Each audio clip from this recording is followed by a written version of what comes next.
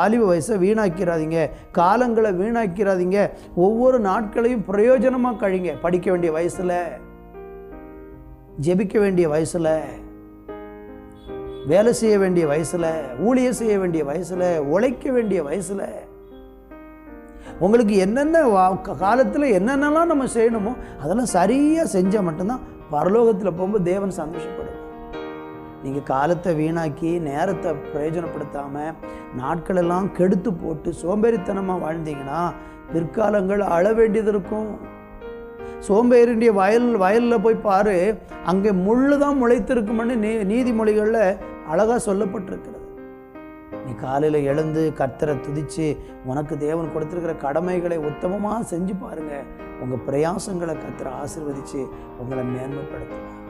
இன்றைக்கி அந்த சோம்பேறித்தனத்தின் ஆவி உங்களை விட்டு வெளியேறட்டும். கர்த்தர் உங்களுக்கு துணை நின்று உதவி செய்யும்.